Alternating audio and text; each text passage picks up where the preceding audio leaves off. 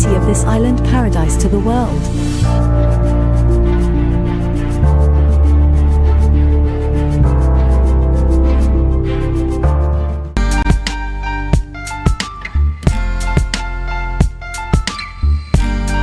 Put a smile on your face, and you're moving from place to place. Good morning, good morning, morning, good morning, morning.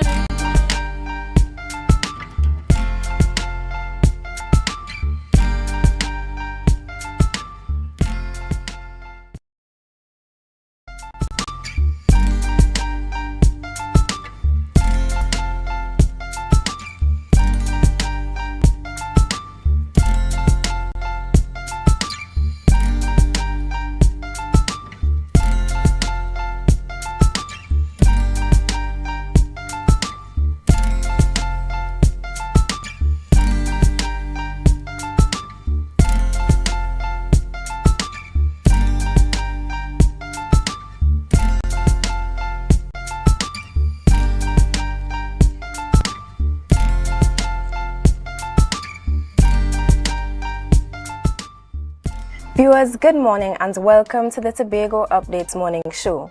I am one of your hosts this morning, Jolie St. John, and I have the pleasure of being joined by guest youth host. Hi, good morning, and my name is Andres Parks. Thank you for having me. It's a pleasure to host alongside you. Good morning, Andres. Now, viewers, we know that each of you are joining us from all different corners of the earth on various platforms, whether it may be digital, through or AMPLIA, or perhaps online via Facebook and YouTube. Whatever you're viewing us on, wherever you're viewing from, we want to say good morning to you. Thank you for choosing Tobago Updates to start your day, and a happy Tuesday to all of you. Now, as mentioned before, Andres and I are your hosts for this morning's program. And you may be wondering, how is it that we are hosting on a Tuesday? Usually they see me on a Wednesday, and I don't believe they've seen you as a host before. So let's explain. Okay, so this week we are celebrating the International Youth Week. So for the whole week, we'll have youths on Tobago Updates. Yes, we'll have youth guest hosts joining me each day of the week, Monday through Thursday. And this morning, Andres is doing us the honor of gracing us with her very youthful presence and fresh energy. Now, the theme for International Youth Day this year, which is going to be celebrated tomorrow, Wednesday 12th, is Different Contexts, Common Aspirations. Yesterday, we would have touched on the fact that youth isn't just one personality. Being a youth isn't one experience. We all come from different backgrounds, but at the end of the day, we have the common goal to be successful and strive in life. And the United Nations recognizes a youth as someone who is between the ages of 15 to 24 years old, just as both of us are. Yes. But Andres, I want to ask you personally, tell us what opportunity you believe youth need to be afforded within the Trinidad and Tobago specifically. Good question. I definitely think more awareness. See to how we had NESE on yesterday, and they informed youths that there are so many more opportunities besides having an office job. So creating awareness about the different career paths, the trades they could get into, college fairs, so they know that they could study here and abroad, just to know the opportunities that are available to them. Yes, and such a very interesting one. We appreciate you sharing with us. But before we get too caught up in this discussion, it is a duty here at Tobago Updates to keep our viewers informed. So at this time, we go to our news in 90 seconds. The Trinidad and Tobago Meteorological Service is tracking 2 tropical waves in the Atlantic. The closer system is expected to pass Trinidad between Wednesday and Thursday, bringing increased cloudiness and storm activity. A second system further east carries a 60% chance of cyclone development over the next 7 days, with projections suggesting it could move near the Leeward Islands next week. The Ministry of Foreign and CARICOM Affairs expressed firm solidarity with Colombia and Ecuador following a powerful 7.4 magnitude earthquake. Officials have confirmed that no reports have been received of Trinidad and Tobago nationals being affected, though citizens needing consular assistance in the region are advised to contact the embassy in Caracas. In bird conservation, 6 Tobago participants earned North American Banding Council certifications through the BioReach project and local partners. The internationally recognized training equips local forestry personnel and community members with scientific skills to monitor populations, including Tobago's iconic white-tailed bream. Finally, the Division of Food Security announced that Kendall Farm School is resuming public egg sales on Mondays at $15 per dozen. The initiative aims to support local agricultural production while strengthening food security across the island. Viewers, that brings us to the end of our News in 90 Seconds for Tuesday, the 11th of August 2026. Be sure to tune in again at 6:30 p.m. for our full newscast. And of course, remember to head over to our Facebook page to participate in our daily poll. So, Andrews, we are seeing positive news in our newscast this morning. And speaking of positivity, we must go to our celebratory segments. Today, of course, as mandatory, we must recognize our birthday celebrants. And first on our list, we have Mr. Navin Kiva. From the entire team here at Tobago Updates, we want to wish you the happiest of birthdays today. We hope and pray that you enjoy your day and that he is celebrated well. Yes. And next up on the list, we have Mr. Bertrand Edwards. From the entire Tobago Updates team, we would like to extend a happy birthday to you. We know that you will enjoy your day, and thank you for sharing it with us. And we hope that our viewers would wish you a happy birthday as well. Yes, we do. Our next celebrant this morning is Mr. Kurt Gill, also known as KGB. All of us here at Tobago Updates want to wish you the happiest birthday possible. We pray that today is filled with such love and celebration and delight, and that you live many more years of life. And last but not least, we have Miss Avion Williams. I hope that you enjoy your day today. I know that you will enjoy it in a great way, and you'll go out with a bang. Enjoy. Yes, we do hope that all our celebrants enjoy. And for those of you who may have missed the opportunity to be shouted out this morning, or perhaps you are viewing the program and you have a birthday coming up anytime this week or in the future, feel free to shoot us a message, send us the picture and the name of the celebrant, and of course we'll celebrate you in true Tobago Update style on our program. And of course, we want to extend the greetings as well to persons who are celebrating any other milestones in life, or maybe those of you viewing the program who may not be in the best spirits. We also want to extend our greetings and regards to you. Now, we have chatted a bit for the morning thus far, and we must go to a break now. But before we go to this break, we have to give the viewers a rundown of who to expect on our show this morning. Okay. First up, we are going to be interviewing Assembly Member Kern Alexis and Miss Samantha Cruikshank, Assistant Program Coordinator, and they are going to be chatting with us about the Plymouth Blackrock District Job Fair. Our second interview is going to be with Mr. Kwasi Baptiste. He is the lead facilitator at the CAD Skills Development Program, and he's going to be discussing with us all that there is to offer at this program.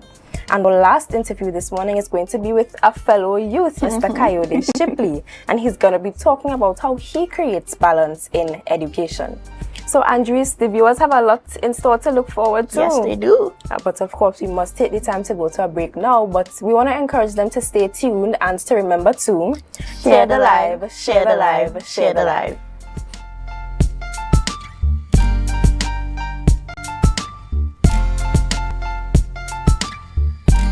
Hi, AJ from AJ Healing Therapies. I've been with you on this healing journey for some time now. I've asked myself, how can I make you feel better? Make your healing experience last longer and make you feel like yourself again.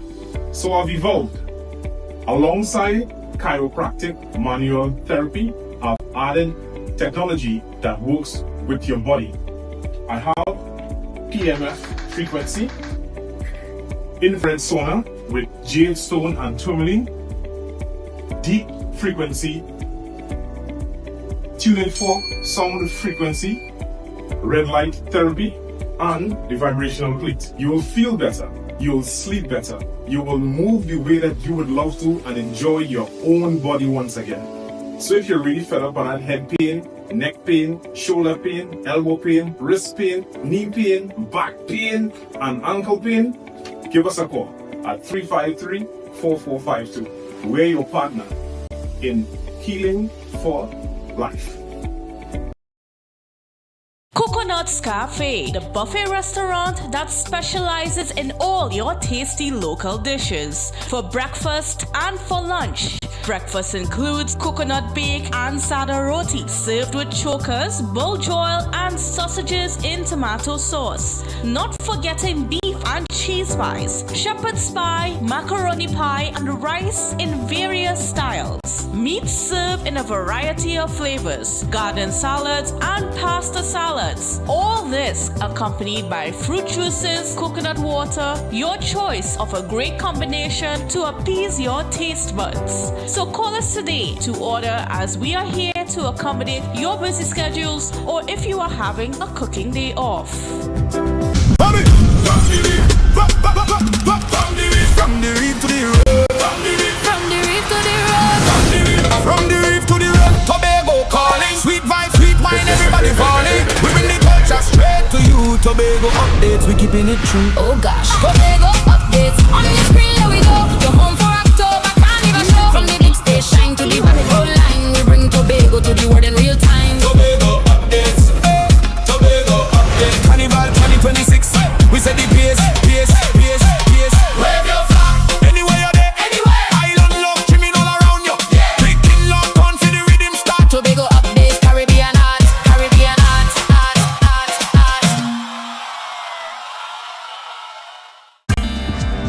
I will tell anybody with a child with Down syndrome to, search for the children's skills. Don't keep them back. Don't, it's not what you want them to do. You have to see what they are capable of doing and push them, love them, because they are really sweet children. They are beautiful children. They can teach you how to be a better person, a better parent. Be viewing Caribbean Medical TV on this station.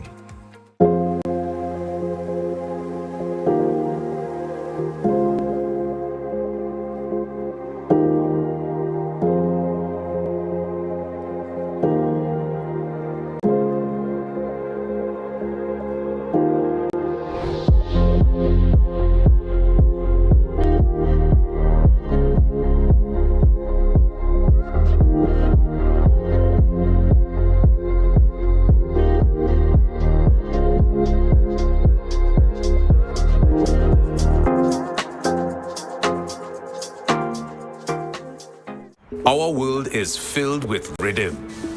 Rhythm that's unapologetic, infectious, timeless.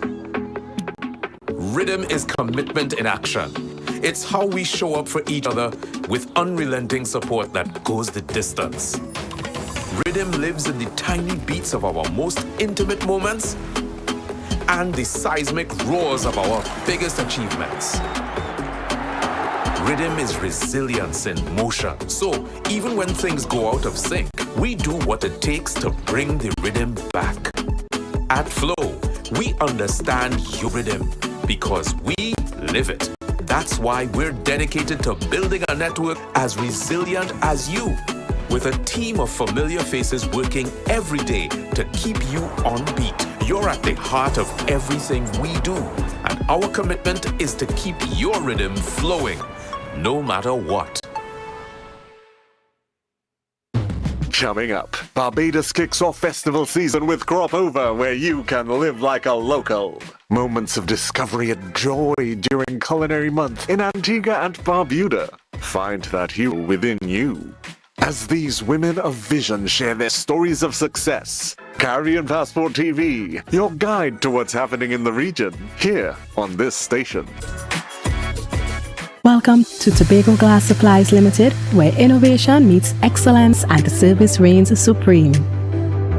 Our commitment is simple: to provide high-quality, innovative aluminum, vinyl, and glass solutions for both commercial and residential spaces. At TGSL, we don't just meet needs, we exceed expectations. Our range includes the finest aluminum cladding options, setting new standards in durability and style. Driven by our passion to elevate, we aim to be the leading supplier in the Caribbean market while retaining our identity as a family-owned business. Because at Tobago Glass Supplies Limited, it's not just about products. It's about relationships, it's about you. Innovation, quality, service. That's Tobago Glass Supplies Limited.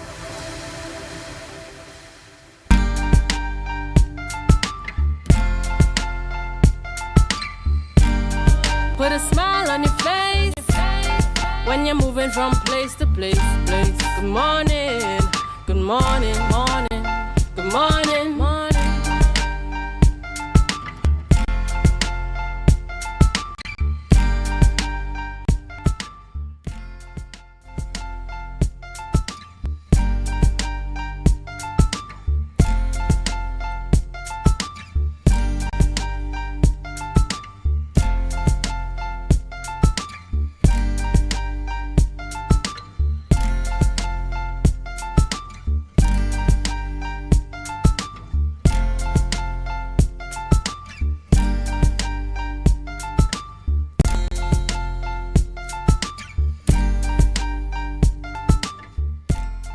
Viewers, welcome back. As promised, we are being joined by Assembly Member Colonel Alexis, who is the area representative for the Plymouth Blackrock District, as well as Ms. Kelly Ann Frank, the Electoral District Office Manager. And they are both here to chat with us about the Plymouth Blackrock District Job Fair. Good morning, Assembly Member Alexis and Ms. Frank.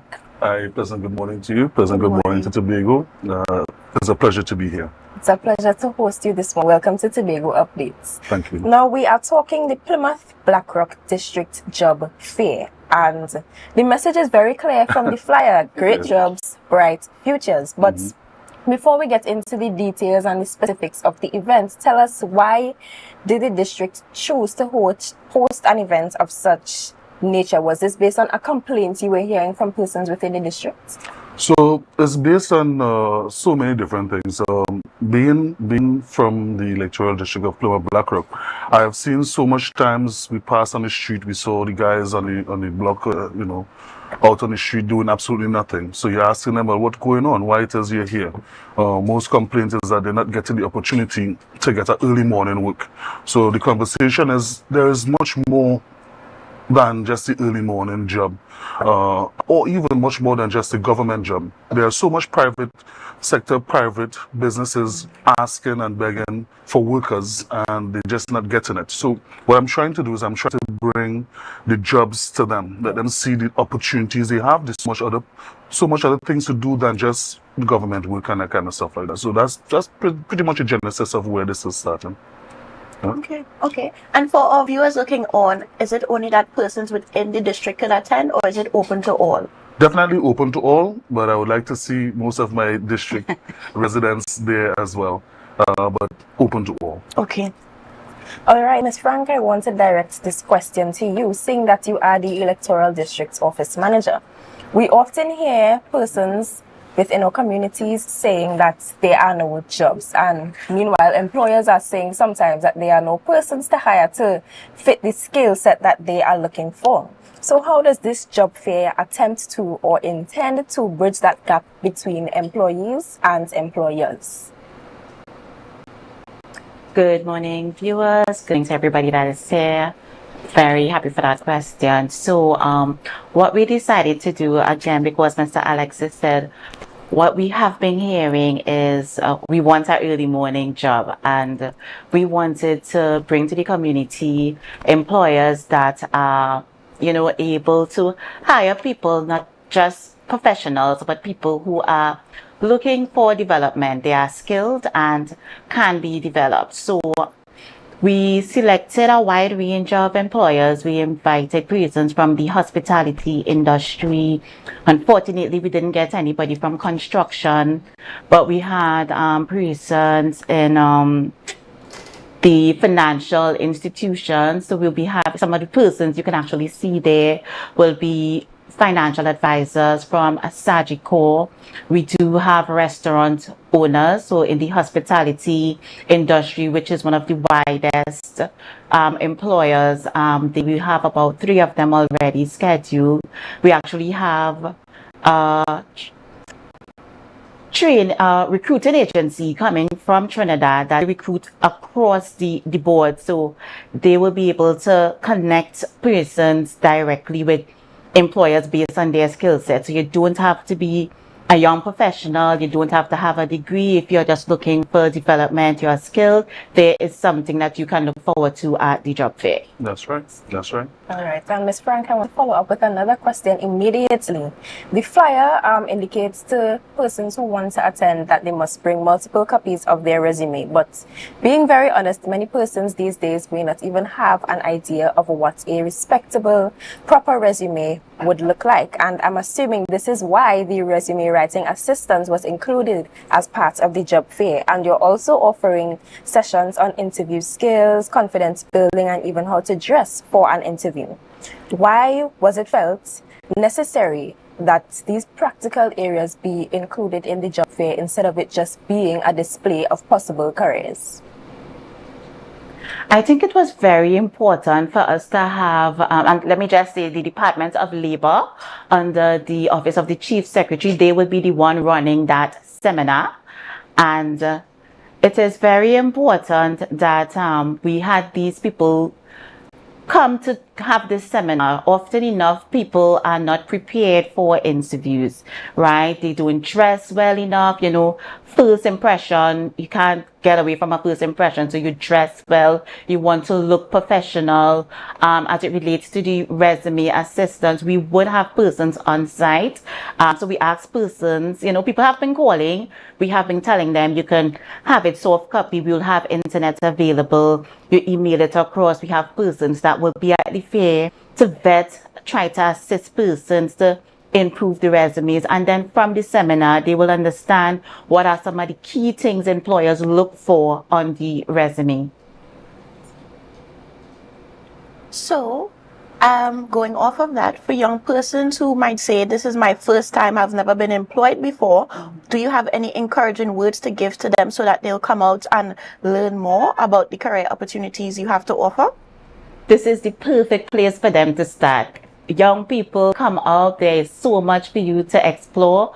We also have NSEC that is going to be at the event. So persons who feel that they are not skilled enough, there are career pathways that you can establish through the agencies that are going to be there to support employers. So we do have NSEC. We also, I have invited, we have not gotten them confirmed yet, but the Roxborough Trade School, they are supposed to have a booth at the fair, as well as the data unit under the Division of Education, right? They are supposed to also have a booth there. So young people can come, they can chat with all these people that are going to be there, you know, so even if there's, but I know for a fact there will be enough employers there that they can seek out opportunities, right? And they can also get educational advice on their career pathways. Right. So either Ms. Frank or Assemblymember Alexis to chime in here, are there any major partners or persons who have contributed significantly towards the planning and the success that we are claiming over this event that you would to specifically thank or shout out this morning? So I want to thank first and foremost my team in the Electoral District Office under the guidance of Ms. Frank, Samantha Cruikshank, Corinne, Dallas, Kobe, you know, the entire team, Heather James. I want to first of all say thank you so much to them. The businesses in the district as well. From time to time, I will keep meetings with them, and they also have a lot of ideas, a lot of even opportunities for people in the district to work, but they're just saying they're not coming. And those who come, they're not well trained.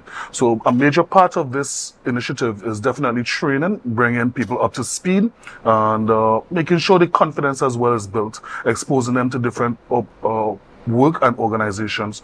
You know, one of the major things I want to say as well is, if it is that we really want to build the economy in Tobago, we have to do it in partnership with the private sector. And this is part of inviting the private sector and workers to come together to really help generate GDP and help generate the economy looking much better than what it is currently. Yeah. Ms. Frank, anyone that you'd like to specifically mention? I really want to say thanks to Mr. Elon Mayo under the Department of Labor for jumping at the opportunity when I invited him, when I called him and told him what we are set out to do. He was very excited to be a part of it. I want to also thank NSEC Day too. I met them at a car rental in Crown Point, talking to somebody else about the event, and they overheard, and right away they got really excited. They were one of the first persons to book their spots. So I'm very happy to all the employers that are taking part, those that weren't able to make it around this time. We want to make it something that we're going to do again next year, hopefully. And I just want to thank all the participants, and we look forward for the public to come out, especially the persons within our constituency. We brought it right to their doorsteps in Plymouth, and I'm looking forward to seeing all the youths that are unemployed right now, looking for that employment, that they come out and just take advantage of the opportunity that is being offered to them. Ms. Frank, thank you for that response. And finally, could you remind the viewers of the dates, the time, and why they should come out to this great event? So the event is going to be held at our district office compound. It's on August 14, that's Friday. It begins at 9 a.m. It ends at 5. So even those who have to go to work, they still have the opportunity to come afterwards and partake into what's there, right? It's just come out. You're looking for a career change. You're looking for employment for the first time. You want to just improve your skill set. The fair is for everybody. Just come out and support. All right. Thank you very much, Ms. Franca. Thank you, Assembly Member Alexis. And the last thing I want to ask you is just give the viewers a bit of a sneak peek or an insight of your plans you have to further develop not just your district, but youth on the island in general. So the plan is definitely working with the blueprint that was set out by the administration. We are looking at improving, improving the agricultural sector, improving the youth and sports, and also just improving the morale of Tobagonians in general through community development initiatives and that sort of thing. One of the major plans I have for my district is working assiduously to get all the sporting facilities up and running, the lighting, the courts and that kind of stuff. Also the coastal erosion situation along the northern side of Tobago. So those are some of the initiatives that I'm fighting assiduously to get done within my 4-year period, and if it is that I do very well, I expect the community to see that in their own way. Yes, and as I said before, we claim success over all that you have planned. That's right. And I'm hoping that this job fair, it reaches the target audience, and that we produce some skilled workers on the islands who are able to acquire employment. Definitely. Now, Ms. Frank and Assemblymember Alexis, I want to thank you both for joining us this morning. It was an absolute pleasure to host you, and we appreciate you taking the time to come and chat with us about the initiatives that you are executing within your district. Perfect. Thank you Thank again. you so much. It was my pleasure being here, and I'm looking forward to seeing all my district residents in the job fair come Friday. Yes. Thank you again. Now, viewers, that brings us to the end of this interview, but of course, we have so much more in store for you in this morning's program, so we want to encourage you to stay tuned, and remember to share the live, share the live, share the live.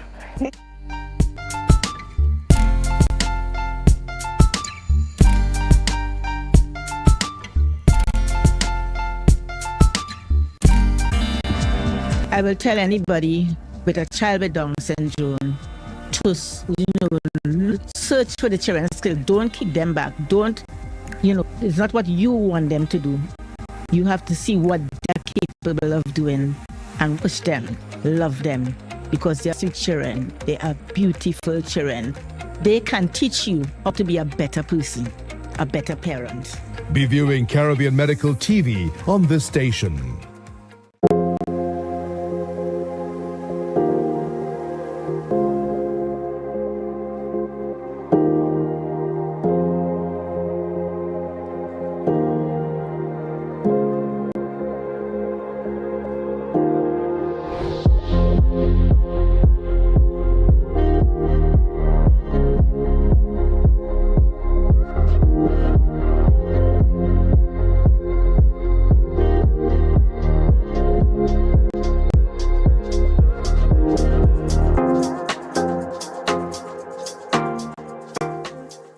Our world is filled with rhythm. Rhythm that's unapologetic, infectious, timeless. Rhythm is commitment in action. It's how we show up for each other with unrelenting support that goes the distance. Rhythm lives in the tiny beats of our most intimate moments and the seismic roars of our biggest achievements. Rhythm is resilience in motion. So even when things go out of sync, we do what it takes to bring the rhythm back. At Flow, we understand your rhythm because we live it. That's why we're dedicated to building a network as resilient as you, with a team of familiar faces working every day to keep you on beat. You're at the heart of everything we do, and our commitment is to keep your rhythm flowing, no matter what. Coming up, Barbados kicks off festival season with Crop Over, where you can live like a local. Moments of discovery and joy during Culinary Month in Antigua and Barbuda. Find that hero within you. As the of Vision share their stories of success. Caribbean Passport TV, your guide to what's happening in the region, here on this station. Welcome to Tobago Glass Supplies Limited, where innovation meets excellence and the service reigns supreme. Our commitment is simple: to provide high-quality, innovative aluminum, vinyl, and glass solutions for both commercial and residential spaces. At TGSL, we don't just meet needs, we exceed expectations. Our range includes the finest aluminum cladding options, setting new standards in durability and style. Driven by our passion to elevate, we aim to be the leading supplier in the Caribbean market while retaining our identity as a family-owned business. Because at Tobago Glass Supplies Limited, it's not just about products. It's about relationships, it's about you. Innovation, quality, service. That's Tobago Glass Supplies Limited.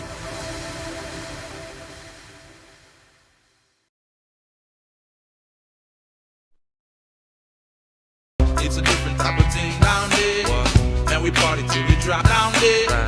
With a lot of pretty girls down there. Down in Tobago. Wait. Where are you going? Airport. Come back this way. Catch you roundabout and go down. Right here. Leave on time to be on time.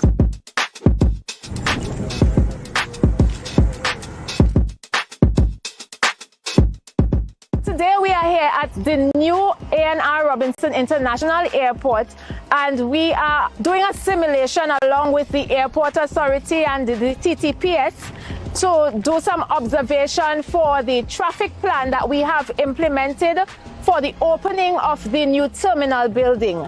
So starting Wednesday, July 22nd, the Division of Public Infrastructure and Transportation along with the TTPS will be at this intersection, and we will be implementing a traffic plan. Just continue around the circle. What is important in this entire traffic arrangement is that if you are coming from Crown Point, you're coming from the west and you want to go further east than the airport terminal, we advise that you either use Milford Road, go onto Silcotton Trace, and use one of the side streets between Milford Road and Tobago Local Road. All traffic between Kilgwin Bay Road and Gaskin Road will be coming west only.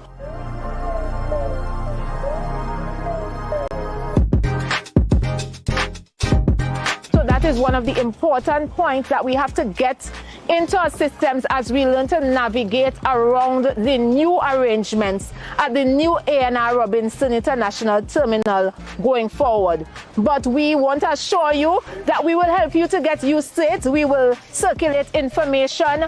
We will be here at the intersections along with the police while you get used to the arrangement to assist you in circulating and to getting to where you need to go safely and quickly.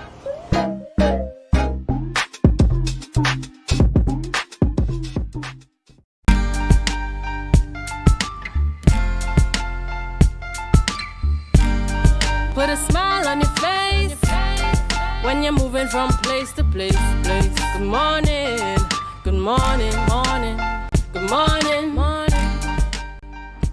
And welcome back, viewers. We are on with Mr. Baptiste, who is here to tell us a bit more about the CAD drawing program that he'll be having in collaboration with the Division of Education, Skills and Innovation and Tobago Information Technology Limited. Mr. Baptiste, tell us a bit about yourself and why CAD. Good morning to you all. Good morning. To Tobago. Well, I have been an educator for about 20 years or so. Since 2010, I've been a teacher at Scarborough Secondary School, and I've taught technical drawing and building and mechanical engineering drawing. CAD. CAD is increasingly important in today's world. Right? It's there in nearly all industries, from engineering to architecture, even gaming and animation. So it is a skill set that is becoming widely sought in today's world. Yes, it is. And why did the division, in collaboration with the Tobago Information Technology Limited, feel it necessary to introduce a program of this nature? What gap exactly are you hoping to fill within students through this program? As you do use the term gap, what we realized that there was a gap which exists currently with the regular school curriculum. And what can be realized when students see their full potential when they are highly proficient in the use of CAD. So because teachers at, well, let's say technical vocational teachers, they are normally limited within the school curriculum and timetable as to what they can deliver. So we saw it necessary to provide students with focused, hands-on environment where they could learn CAD skills and develop a practical digital skill set. And what would you say to a student who would say, I'm not good at drawing, so I don't want to do it? What would you tell that student? Well, I would say drawing my CAD might be exactly what you need. Right? Because you don't have to be good at drawing to learn CAD. All you really need is a willingness and an interest to learn and commitment to practice. And with the CAD Skills Development Program, we provide an opportunity for them to engage, practice that skill, learn the patience to develop and refine that skill set. All right. And we have been mentioning the term CAD all morning, but for someone who is viewing and they may not be quite informed or educated, tell us what exactly do these three letters mean? And practically, what will this program look like? Exactly will the students be doing and learning throughout these 2 weeks? Sure. CAD stands for Computer Aided Design. So, put simply, it is the use of a computer and specialized software to produce technical drawing and designs that are accurate. So you're not using what we used to call the traditional manual means of drafting. So CAD users are now able to create, modify, and even present these designs digitally. The CAD Skills Development Program is a partnership really between the Division of Education, Skills and Innovation, the Tobago Information Technology Limited, and myself. And we created this 2-week program so participants, who mainly are students in secondary schools that study technical vocational subjects, so we give them that forum for them to develop practical drawing skills. They are going to learn how to create accurate 2D drawings, how to use manipulation and drawing tools, how to prepare drawings, how to even learn a little bit of 3D modeling, and how they can prepare drawings for printing and even digitally publishing. Yeah. Okay. Yeah. So as we are focusing on youth this week, right? What would you say to the youths that they could get into this field, and what career opportunities would this field have to offer them if they decide to pursue it full time? Well, as I say, this is a widely sought after skill set, and it's important that a lot of the students are exposed, especially in Tobago, are exposed to what CAD can offer them, not just in the classroom, but as a career-wise. Right? So I would advise and encourage all young people to seek the opportunity to learn that practical skill, because as I said, there are a lot of career fields that it's involved, as I said, from architecture to engineering, quarry mining, utilities, even stage and event production. Okay. So it's a very good practical skill to learn. Yes, and you have spoken to the youths. We have discussed the benefits of computer aid design both in your career, in their studies at school, but let's speak to the parents now. For the parents who are pondering on whether they should send their child to this program or not, let's help convince them well, you are the lead facilitator, but who are the other accredited teachers that are going to be helping you facilitate the sessions and deliver the content? Let's help convince the parents so that after this program, they have no choice but to enroll their children. Well, first, let me acknowledge that the program is offered in a hybrid approach, right? And it's going to be done in a face-to-face instruction setting at the very modern training facility at the Tobago Information Technology Limited headquarters in Signal Hill. We also offer it as participants can log in and engage in live online classes. We know we are in the July-August vacation period, and a lot of persons may leave Tobago, notwithstanding that they are able to log on to and engage in the program. All right, so I would advise and encourage parents to give their child that opportunity because, as I used to say long ago, when school coming close to reopen, they would say, school gonna start pick up a book. So there's no excuse now.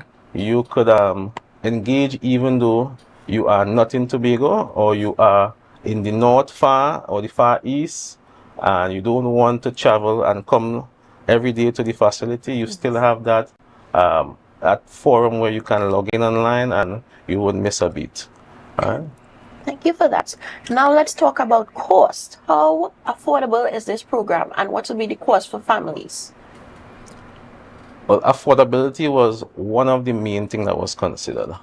And when you look at programs similar to these that are offered within the country, the cheapest program you can get for this type of offering starts at around $3,500.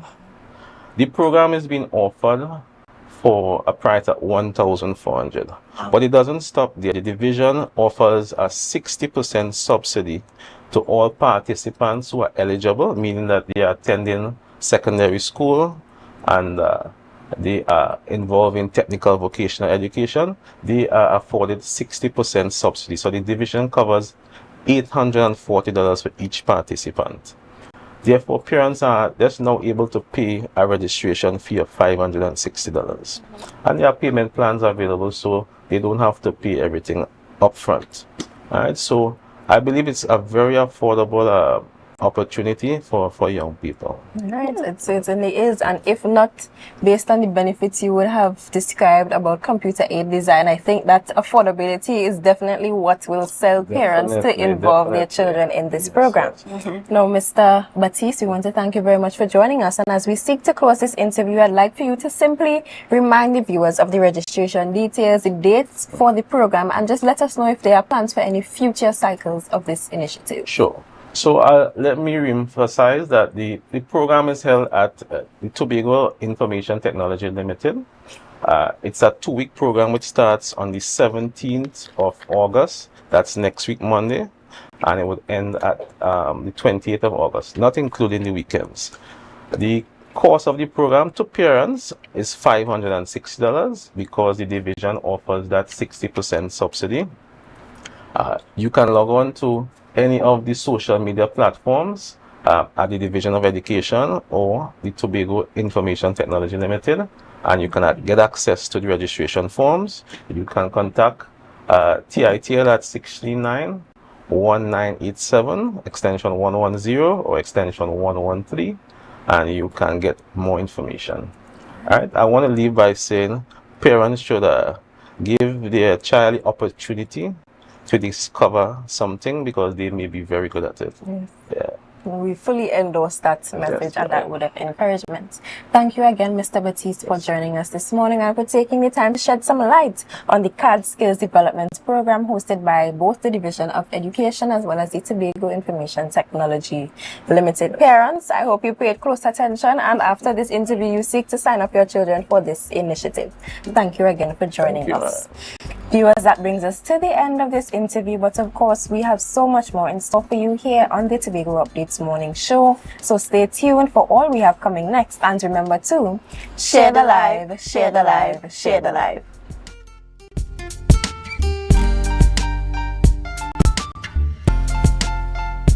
It's a different type of thing down there. And we party till we drop down there. With a lot of pretty girls down there. Down in Tobago. And I have never, ever tried anything from the dirt oven. Let's go to the backyard dirt oven on a Thursday. Here now, talk about authentic. On entry, I felt at home. I felt like I was going to visit my loving grandmother on a weekend where she showers you with love, stories, and food. This place is a home away from home. And just like I would do at home, I pop the question, what you had to eat day? And boom, coconut drops. Boom, bread. Boom, garlic bread. Boom, hops. Boom, coconut tart. Boom, jam tart. And boom, something they call nuts. And just like that, Mistress Baker was ready to pop them in the oven.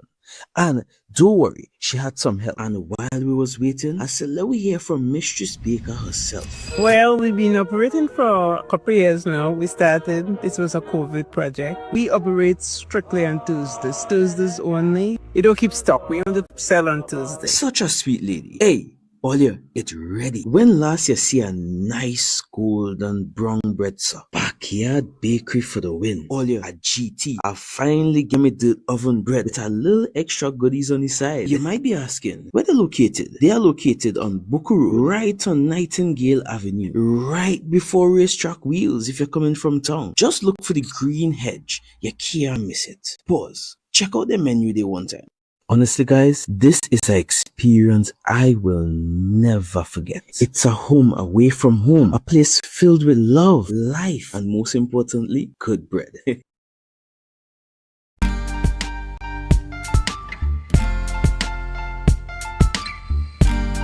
Put a smile on your face when you're moving from place to place. Good morning, good morning, morning, good morning, morning.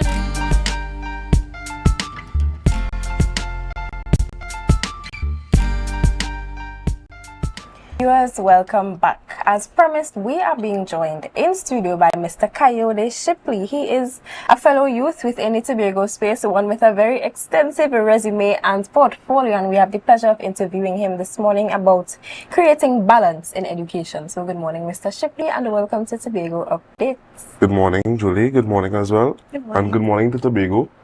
All right. I'm very happy and excited to be here this morning. We are very excited to host you.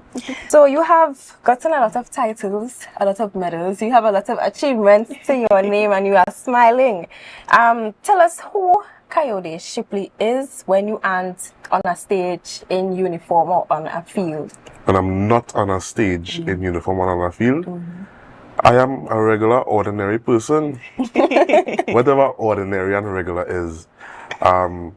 I try to be involved in a lot of things. I do like to waste time, you know? Wasting time it makes no sense.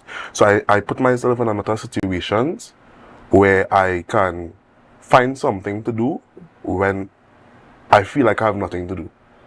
So I would go and help out in maybe a kitchen, or one of my mother's close friends just opened a new restaurant. I was helping her taste test her food, because you know I'm a great food tester. So I just find things to do in my spare time so that I don't feel like I'm wasting time. Okay. Yeah. So Coyote, tell us a bit of all the activities you are involved in. Oh my days, that is a long list of activities. Okay, so I'm in school. Yes. I attend the best school in Tobago, Scarborough Secondary School. Just saying, I had to put it out there. I also do a bit of acting every now and then, just a bit. I'm also in the cadet unit in my school. I do a lot of sports. I do track and field where I throw, shot put, discus, hammer. I play volleyball for the only volleyball team in Tobago, the Tobago Trendsetters Volleyball Club. I play netball for my school as well, and I'm the president of my school's Beautification and Development Club.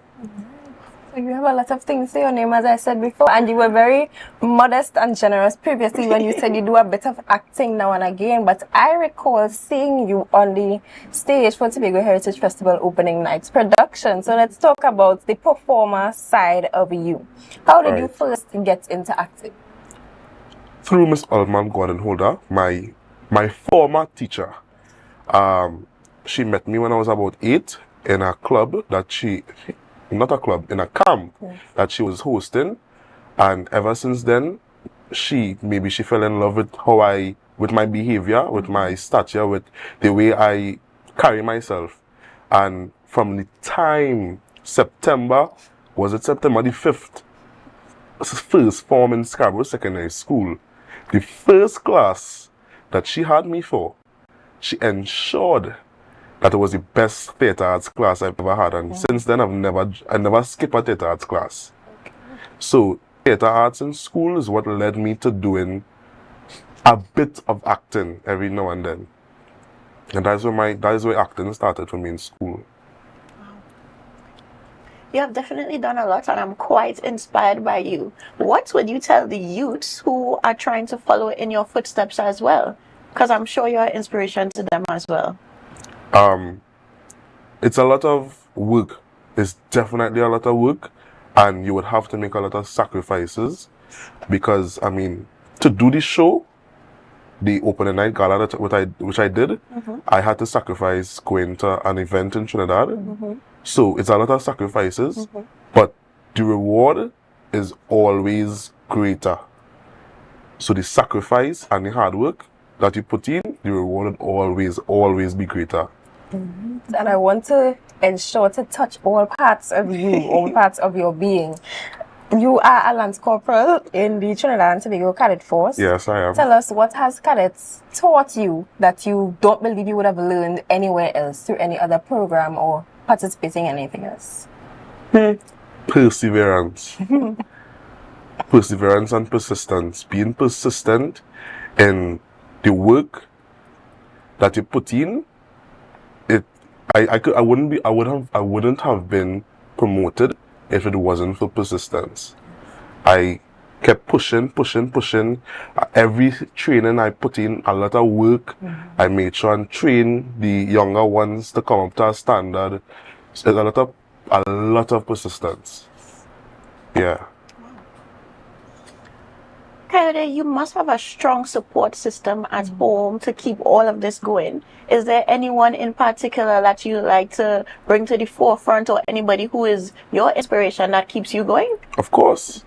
I mean, I have to say first, God is the biggest supporter. But then my second biggest supporter, almost as close to God, is my mother. Of course, she has been there in every single thing that I've done. She has been there to support me. She has been the backbone of all the activities that I partake in. Every sporting event, every cadet event, every acting event. I was on stage and I was hearing her bawling my name from the crowd. I'm like, what is woman really doing? She's trying to make me lose focus. There's nothing stronger than a mother's love. Yeah. So the love that I get from her, the support that I get from her, is greater than any love or support that anybody else could have given me. Wow. And you're also an athlete, and I could see why your mother would be screaming your name from the crowd. She's so proud of her son and all that he is doing. Many people, they see you competing at the different levels. They may see the different competitions and medals that you win as an athlete, but they don't necessarily see or focus on the training, the discipline, the repetition that goes behind it. So tell us about your journey in track and field.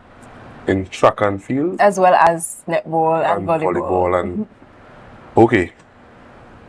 So, sometimes persons ask me, how you get to train and still do school and still do acting and all them things? And I tell them, I don't have a clue. Because the training, especially for sports, is the hardest thing to manage, to balance in a week. I have 3 volleyball trainings every week, and then 2 track and field training, and then also there's netball training that you have to add into it as well. So it is a lot. Time management and discipline is the biggest parts of training for any sport. Time management and discipline. Time management to set your speed. It determines how fast you want to go. If you want to stick it steady, train, do your little stuff here and there, or if you want to go fast, if you want to build, do quick, and discipline to ensure that you stick to that time management. It's the biggest part of doing sports, of training for sports, and obviously if you don't train well, you will not perform well. So I have to take training very seriously for these events and sports. Yes, and we appreciate you dropping these little gems along the way. Let's talk balance. You mentioned before how persons always ask you, how do you end up balancing all these different extracurricular activities with school? Tell us what pieces of advice or encouragement you'll have for persons who are involved in a lot of things, but they are finding it difficult to strike that balance between the academics and what they are doing extracurricular. In each school, I believe there is a guidance teacher or a guidance counselor. When I was making I made a timetable for events, for sports and for school. My guidance counselor helped me a lot. She helped me a lot. She showed me all the directions. She showed me all the guide tips, everything that I needed to make a timetable for training, for school, for everything else. So for students, speaking to your guidance counselor or a parent as well, because my mother also helped me a lot with time management. So speaking to your guidance counselor or parent, they always have a bit of information or some tips that you never thought they would have had that will help you. And that was my way to form a timetable for my events and for my trainings and for all the other activities that I partake in. Yes. Okay. So what plans do you have for the future? Where do you see yourself in the next 5 years? Okay, I'll be honest with you. Next 5 years, I see myself in UE, studying theatre, performing arts. And then after that 5 years, I see myself most likely taking on an acting or a performing arts career. But the next 5 years, I see myself still in school. I mean, I'm still young, I'm 16 years old. So I see myself still in school. But outside of that, I see myself doing little gigs and little jobs every here and there, like the opening night that I did. A little small work. Yes. We'll have to look out for him on the big screen. I was just about to say, viewers, we have a lot to look out for with Coyote. Yes. Now, you were also selected as the Scarborough Secondary School's People's Choice nominee for the 2026 Tobago Youth Awards. Tell us, what does that honor mean to you? How did you feel when you were selected? And how are you feeling going into the awards tomorrow? It is a big honor. Scarborough Sec has 800 students, and out of 800, they chose me. So, from the time I heard that information, I was like, what? So, it is a really big honor and privilege to be nominated for that award. So, you know, there's a lot of work I had to put in for the awards. I was told that the voting starts today at 9. So I'm asking everyone out there to please vote for your boy, Coyote Shipley, for the award ceremony, the youth award ceremony tomorrow. All right. So with that, Coyote, we want to thank you so much for joining. Viewers, you heard right. We have an actor upcoming. We have someone for you to cast your vote for the Tobago Youth Awards People's Choice. So once again, thank you so much for joining us this morning. It was an absolute pleasure to host you. We look forward to all the great things you have on the horizon. Thank you for having me. It was our pleasure. Viewers, that brings us to the end of this interview as well as the youth part of this morning's program. But Tobago Updates always has more in store for you. We have Good Morning Tobago coming up next. So that's it for Andres and I this morning. Oh, what a good morning. Yes, it was. And we are so sad to be leaving, but of course, lots more in store for you, the viewers. So stay tuned, stay engaged, do not change the channel, and remember to share the live, share the live, share the live.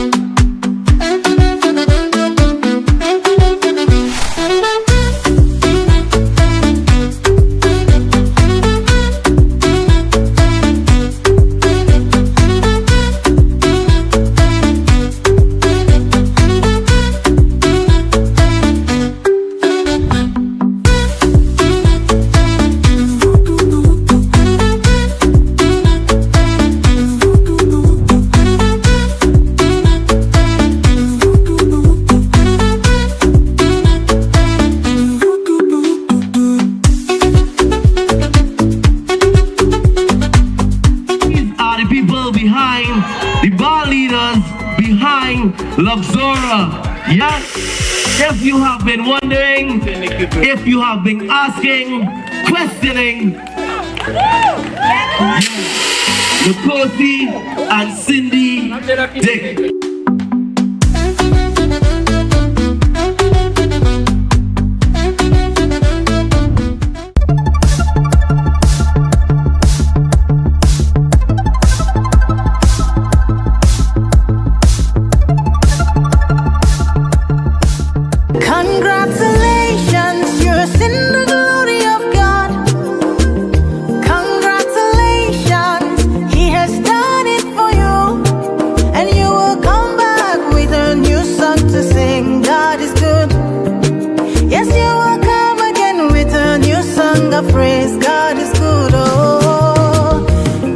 What we are seeing here today, I was in Tobago before when she had it in the ground. There's no greenhouse, it was just a concept. And seeing it today, it's exactly what we wanted from the innovation project, to be able to see scale up employment, looking at that substitution when you talk about importing food, I think we're really on our way. The owner of PEB's Prosperous Hands actually did approach the Business Development Unit for a loan. So we do have a loan program specifically for very critical sectors in Tobago: agriculture, tourism and digitization. And I found it very important for us to invest in this initiative, and I can say for today that we feel a sense of pride having invested in this project and seeing it actually come to fruition. We are very proud to be able to have an accomplishment that we can show to the Tobagonians as one of the things that the Mega Farming Development Program has successfully collaborated on. The Mega Farming Development Program is really tasked with the optimal utilization of state lands. What you see here today is a representation of my determination, resilience, faith in God, persistence, and I am so proud of where I've come from, what I've been through, and I just continue to give God all the glory, all the honor, and all the praise. I want to say a special thanks to my spiritual covering, the Ramdials. Special thanks to my friends, family, destiny helpers, and all those who sowed into this vision for PEB's Prosperous Hands. Congratulations, no more tribulation. That was a production of the Department of Information, Office of the Chief Secretary, Tobago House of Assembly.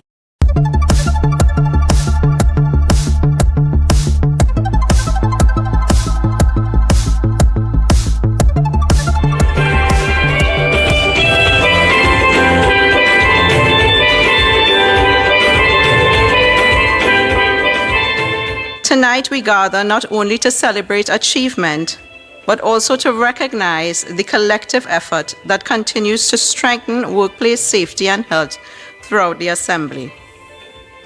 This ceremony serves as the culminating event of the Department's commemorative activities in observance of the International Labour Organization's World Day for Safety and Health at Work 2026. Tonight is especially significant as we celebrate 12 years of the Occupational Safety and Health Department leading these initiatives and hosting the OSH Awards ceremony. Tonight is both a celebration and a call to action.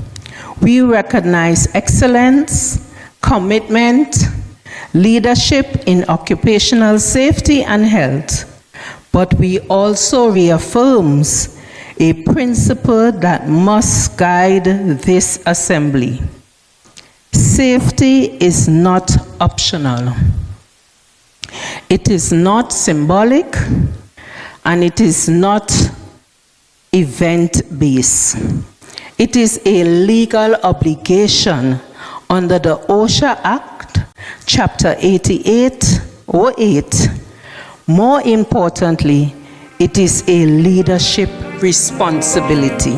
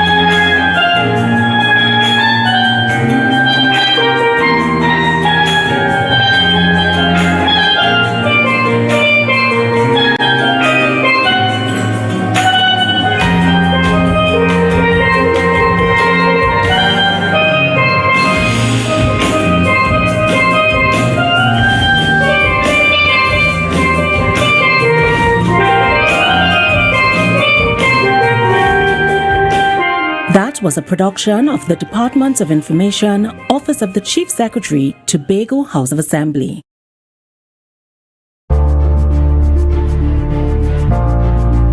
You're viewing Tobago Updates Television, your exclusive gateway to Tobago, broadcasting the beauty of this island paradise to the world.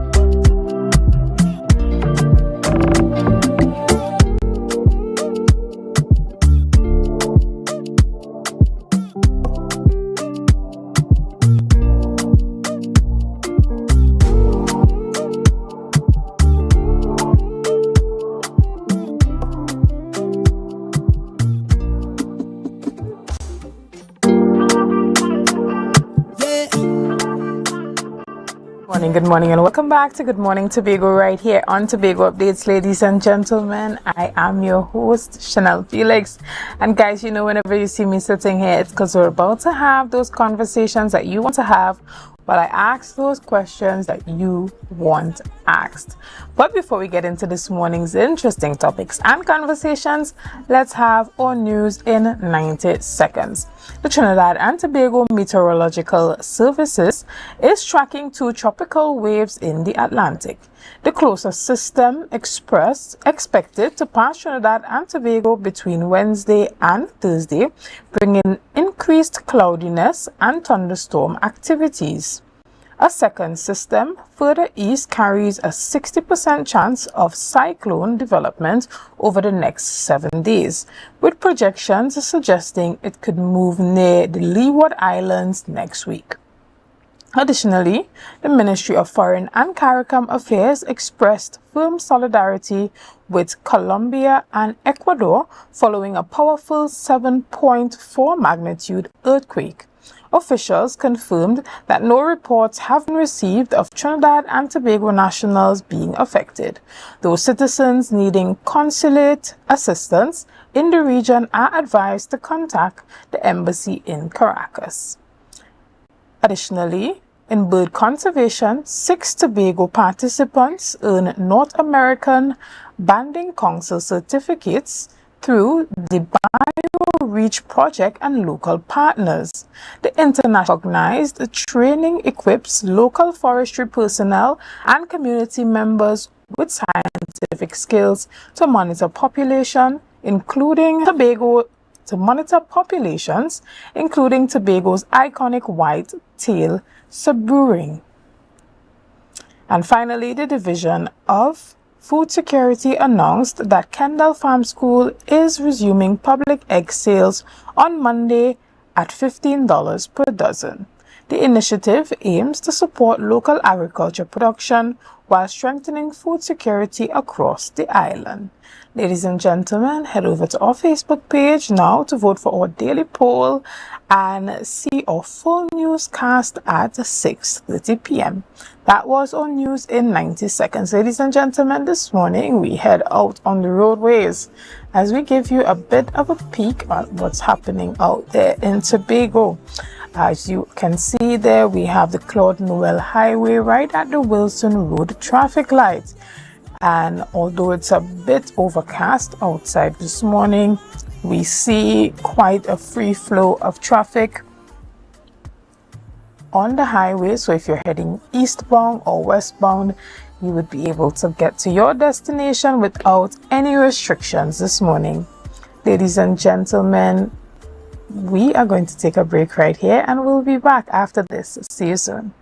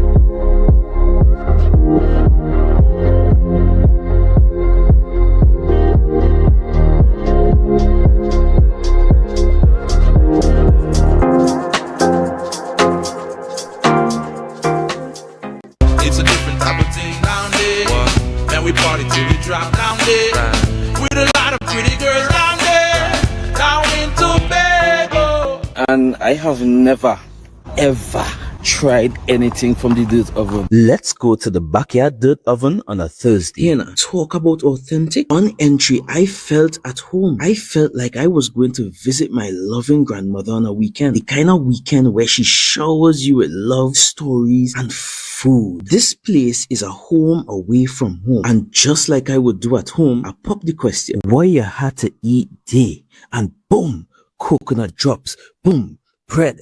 Boom, garlic bread. Boom, hops. Boom, coconut tart. Boom, jam tart. And boom, something they call nuts. And just like that, Mistress Baker was ready to pop them in the oven. And don't worry, she had some help. And while we was waiting, I said, let we hear from Mistress Baker herself. Well, we've been operating for a couple of years now. We started, this was a COVID project. We operate strictly on Tuesdays, Tuesdays only. You don't keep stock, we only sell on Tuesdays. Such a sweet lady. Hey, Olia, it's ready. When last you see a nice golden brown bread, sir? Backyard bakery for the win. Olia, a GT. I finally get me the oven bread with a little extra goodies on the side. You might be asking, where they're located? They are located on Bukuru, right on Nightingale Avenue, right before Racetrack Wheels if you're coming from town. Just look for the green hedge. You can't miss it. Pause. Check out the menu they one time. Honestly, guys, this is an experience I will never forget. It's a home away from home, a place filled with love, life, and most importantly, good bread. Coconut's Cafe, the buffet restaurant that specializes in all your tasty local dishes. For breakfast and for lunch. Breakfast includes coconut bake and sada roti, served with chokers, bull joil, and sausages in tomato sauce. Not forgetting beef and cheese pies, shepherd's pie, macaroni pie, and rice in various styles. Meat served in a variety of flavors, garden salads and pasta salads. All this accompanied by fruit juices, coconut water, your choice of a great combination to appease your taste buds. So call us today to order, as we are here to accommodate your busy schedules or if you are having a cooking day off. From the reef to the road. From the reef to the road.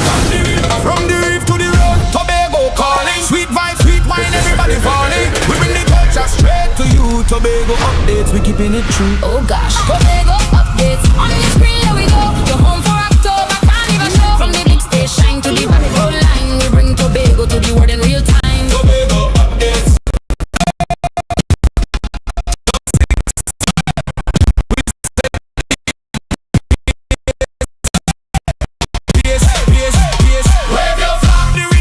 Tobago updates, Caribbean art, Caribbean art,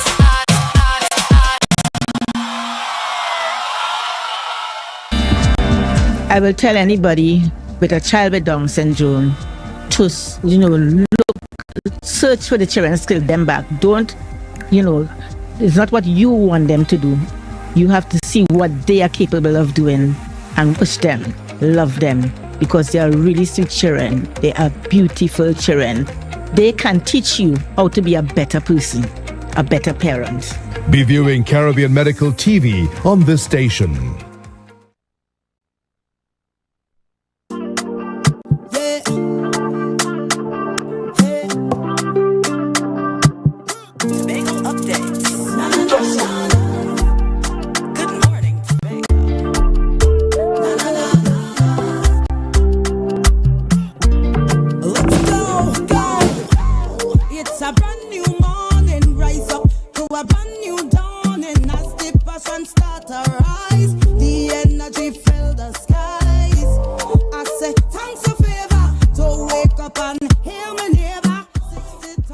Good morning and welcome back to Good Morning Tobago. Ladies and gentlemen, this morning we jump straight ahead into our conversation and we're talking all about Youth Sailing Development Initiative.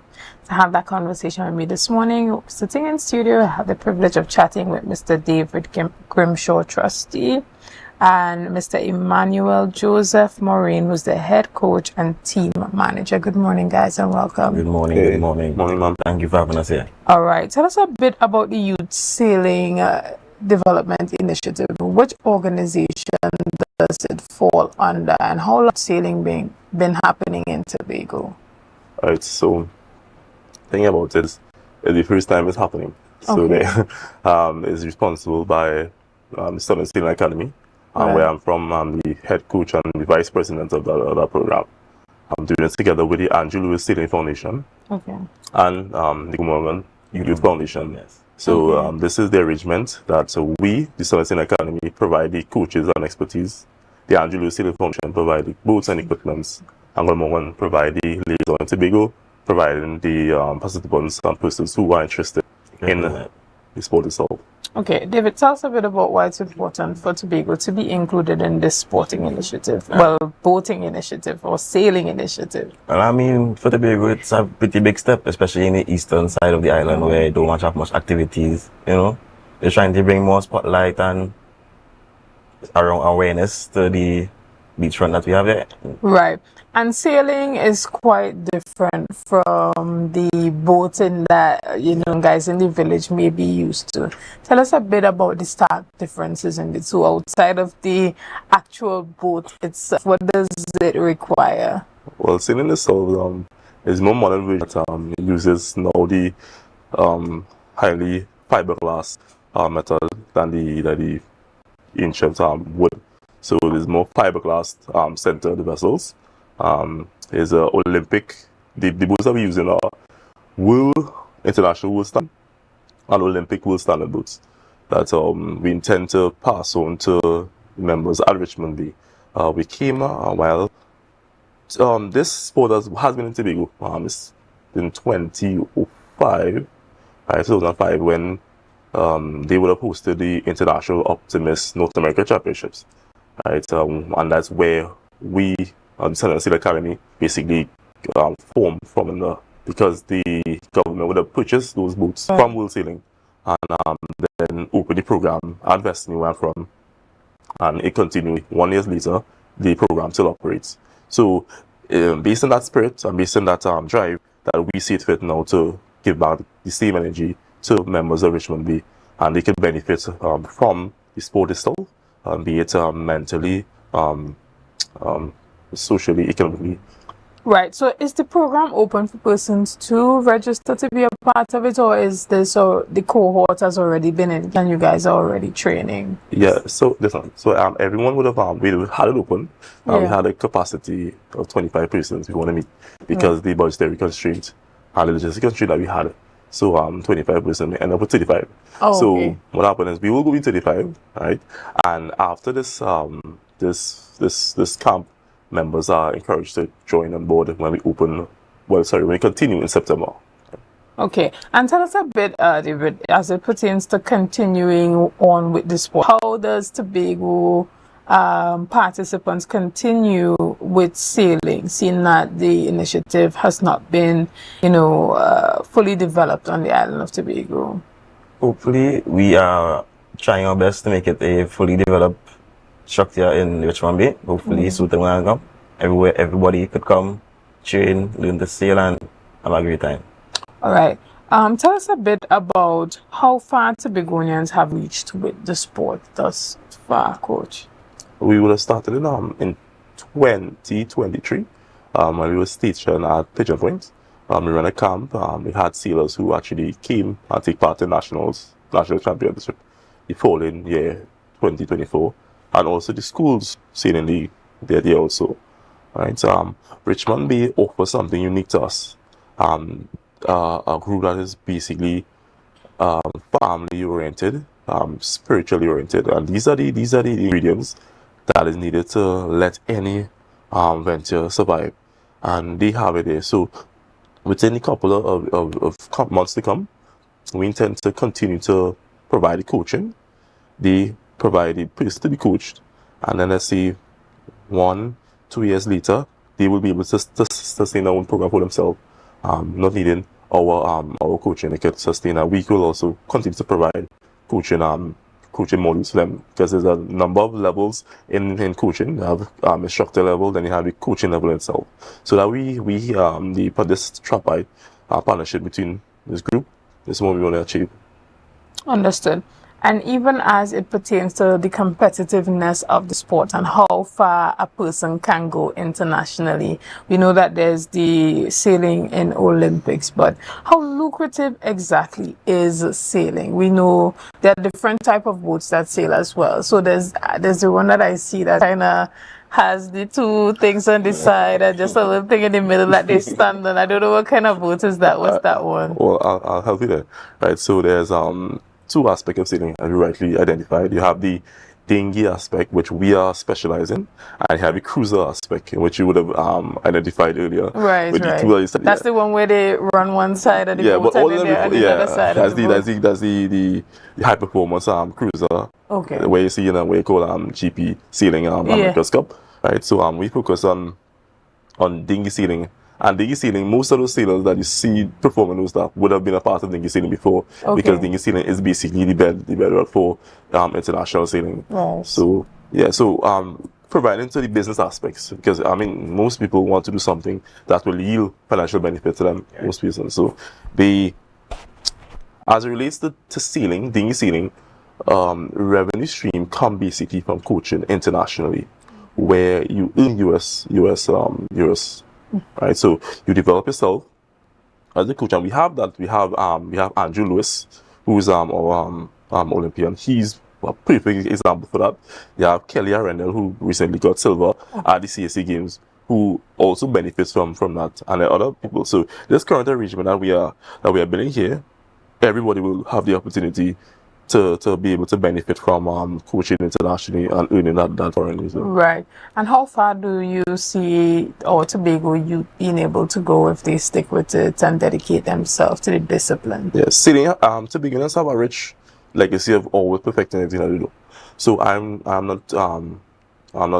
be surprised if the same thing happened because of the dedication, the discipline, and the goal-centered motion that they had. They and all will benefit from it. Right. So one of the things that we'll be doing again will be producing instructors. That's a major thing. Right. So every year our training for instructors comes around June, July period. So we're able to pass that. So next year cycle, I am sure to see a couple of persons who would have been a part of this program on our next cycle the following year. Right, David. What are the age groups that actually start sailing? At what age? The camp, the age group is from like 12, 13 to 20. All right. And do you see a lot of interest from the younger? Of course. Persons A lot of people have been reaching out to me, asking me when, where, how can I get a part of it. There's a lot. Okay. Even So this cohort ends when? And you said that there's another group that starts off in September again. Tell us a bit about that. So the camp is a 5-day camp starting from the 17th to the 21st of August. Okay. So that basically an exposure camp where we're going to expose the members of Richmond and the community to the sport of sailing. After, we will advertise it again to more persons coming, which will involve persons who will be already a part of it. So they come back and they continue the skill they would acquire in the 5-day period. After that period, they will be getting the first certificate, the basic level 1 certificate, Right. and then they move up until they reach up to the racing class. Okay, and tell us a bit about the school participation in it as well. You indicated that there's some schools that participate. Yeah, so tell us a bit about that and how the school benefits. Roxborough and Scarborough would have benefited in the inter-school sailing championships that was held last year, and that was been in the first schools to ever do that from Tobago. They did pretty well. Right. Again, school benefits from this because of the financial what you have. If you win the competition, you get funds that the competition provides you with. And again, the school benefit from building a culture, a marine culture that for so long has not been a part of the curriculum. But because of new measures, the schools now are able to take part in these marine activities. Right. You said though you targeted 25, you guys got 35 participants for this iteration of the camp. I see that you have a registration number and a QR code there. Does that allow persons to continue to register, or is that for the next cohort? Registration is closed now. Yeah. And when we start the next cohort, a new link will be created and a new advertisement will be put forward. And what's one of the myths that you'd like to debunk about sailing? I'll go with it. That is a rich people, a white man thing. Okay. Right? Because even up to me, like even in my work, as being a member of the Trinidad Tobago Force, I was getting out on work. You and this white man, it's not. Sailing is a public good. meaning that each and every individual have the aspect to be a part of it and enjoy the benefit that they bring that the sport involves. Right. So yeah, that's the biggest myth I want to debunk. David, have you been involved in sailing, or is this your first time? This will actually be my first time, actually. Yeah. Trying it out. I'm Okay. trying my best. All right. And do you encourage other young persons within Tobago to get involved as well, and why? Of course, because this is one unique experience, maybe once in a lifetime. Not everyone is able to be a part of this. I would like everybody to come out, give us support, and try interest, because this is a really niche thing that we have in the eastern side of the country. Okay, I look forward to the success of that and a number of young persons being able to benefit from that as well. Is there anything that you want to say to our viewers looking on this morning, David, before we round off for discussion? I would just like everyone to show our respect, give us more opportunities, give us a chance to show that we are doing this strong mobile. Excellent. And for sailing too. Excellent. Coach, is there anything that you want to say to the parents looking on who are a bit curious about the sport and whether or not they should get their kids involved? One of the major things that we emphasize is safety. And I'm proud to see over the past 21 years that the Southern Sailing Academy has been operating, that we never had any instances where safety was compromised. So one of the biggest thing that we push there is it is safe. And even sailing itself internationally, more person die on a football field than a track field than in sailing, right? Because of the heavy emphasis we put on health and the heavy emphasis we put on doing things the right way, right? So yeah, even though if you're not a part of the camp, I still encourage people to come out and still look on and see what it is, right? So yeah. Excellent. Well, I look forward to that. And as you indicated, even the students who were not able to register during the registration period, there's still that opening for them to come and just look on and be a part of it in that way, and hopefully they are able to actively participate in the next cohort that starts in September. Ladies and gentlemen, you see the number on the screen there, and there's a QR code. Well, the registration is already closed, but you can definitely still make contact for future training camps. All right, ladies and gentlemen, we're going to take a quick break right here, and we'll be back with much more conversations after this. See you soon.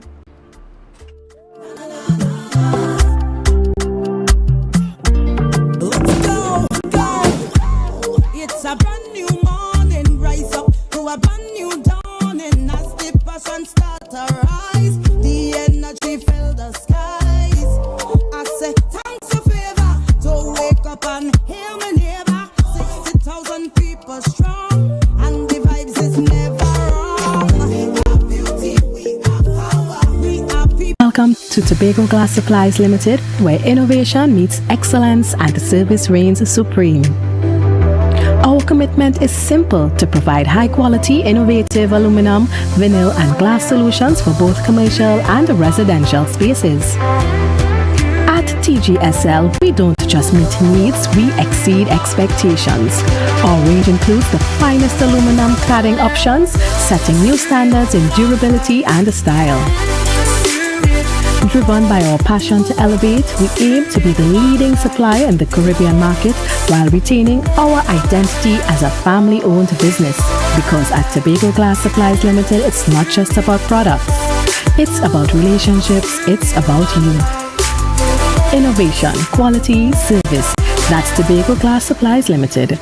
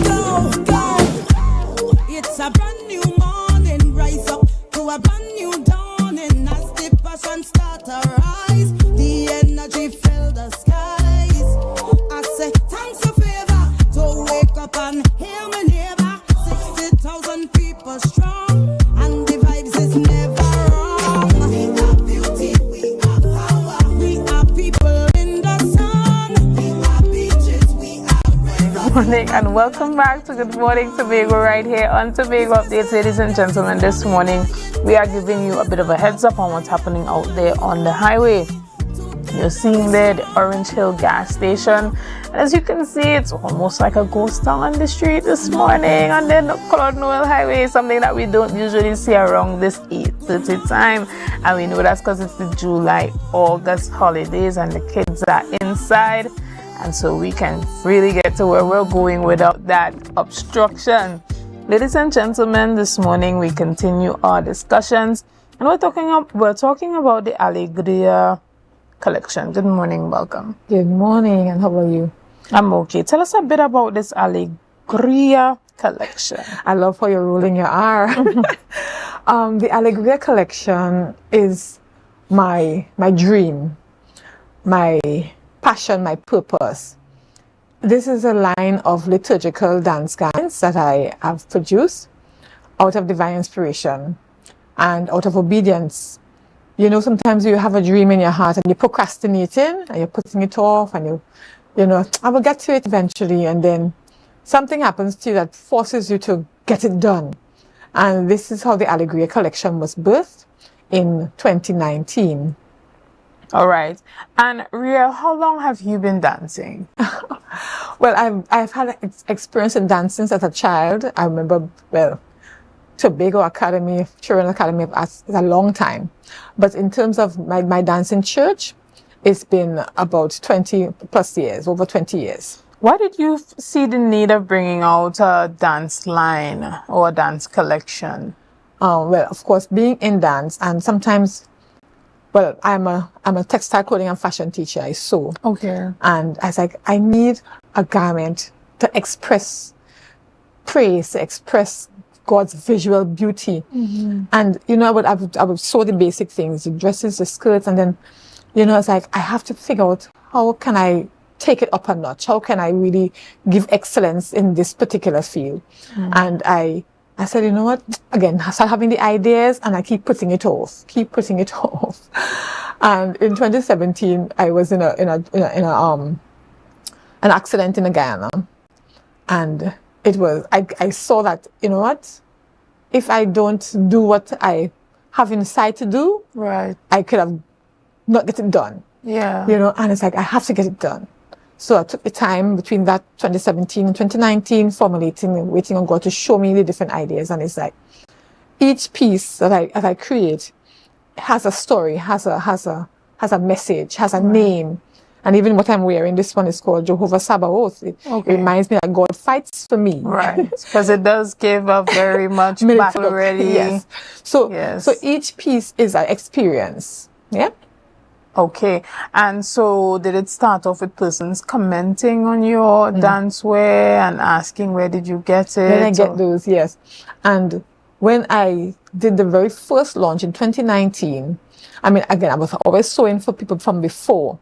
But to have this particular line, even the name itself, Alegria, means joy.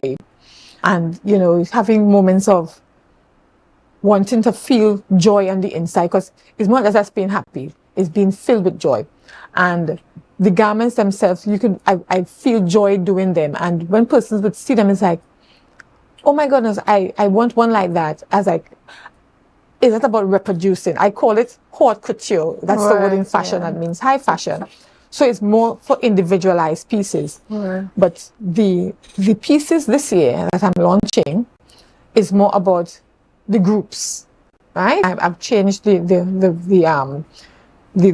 focus to not only dealing with individual dance ministers, even though I do so for groups, but this year I really want to focus on groups. Okay, so are you available to produce garments for dance groups as well as churches and stuff like that? Tell us a bit about that, and how can persons get into contact with you to have you do the garments for their group? Right. Well, I am on Facebook, hopefully on Instagram soon. My number is 310-3671.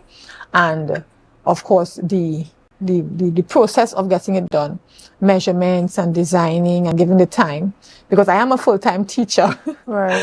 I'm a full-time seamstress, and sometimes I would need assistance, to get the work done. So I don't do a lot of sewing during the school term because it can be time-consuming.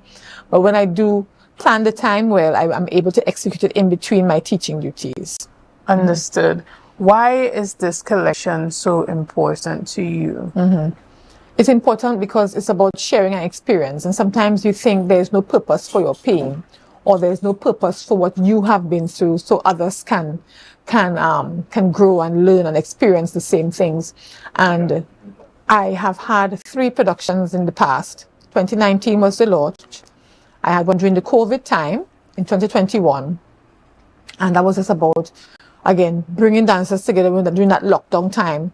You know, we're not able to come together. And I said, okay, well, I just feel a burning desire to get it done. And in 2023, I had another one. I was like, this particular one, which is the year of Jubilee, where I celebrated my birthday, my 50th birthday last year. And I said, Lord, this is my year of Jubilee. In the Old Testament, they're talking about in the 50th year, where the debts are forgiven, you know, the lands are returned, the slaves are free, and it's just about having a party, having a celebration about how God has been good. And I said, you know what, I cannot let my 50th year pass by not having a celebration. So I had my birthday celebration, and I said the entire 50th year will be a time of celebration, a time of Jubilee. And that is what this collection, this particular collection this year is about. Right. Celebrating God's goodness, His ability to bring freedom and to bring joy. Excellent. And ladies and gentlemen, that's the AMPLIA collection by Ria Paria. Ria, right? And so if persons are interested, they can meet you at Ria Paria at on Facebook. It's on Facebook. Right, so the event is this Sunday at 6:30 at the Signal Hill Secondary School. It is a free event, right? But in order to offset the expenses, you know, I'll be receiving an offering, and we'll be selling our refreshments as well. So all are invited to come out and have an experience. Right, and so this Jubilee, the year of Jubilee celebration that's happening at the Signal Hill Comprehensive School on Sunday. It's a fashion show, or is it a dance show? Well, I don't call my event a show. I call it an experience. Right. Yes, things will be on display. There wouldn't be a catwalk. The groups will be portraying different aspects of the story or the journey of the Allegoria collection through the pieces that they were wearing, and of course the songs that they'll be, because each song and piece has been carefully selected to tell the story. It's going to be a story. Excellent. Is there anything that you want to say to our viewers looking on this morning before we wrap up? What can I say? God is the ultimate source of joy. And the same way these pieces will bring joy, and walking in obedience brings joy. When you come to the Allegoria collection production this Sunday evening, this week, and you will experience joy. I'm telling you, nobody who has been to an Allegoria collection production leaves the same. Excellent. We're happy to hear that, and we look forward to the success of the year of Jubilee celebration that's happening at the Signal Hill Comprehensive School. That's this Sunday at 6:30 p.m. and it's free. Ladies and gentlemen, let's take a break right here, and look after this with much more conversation. See you soon.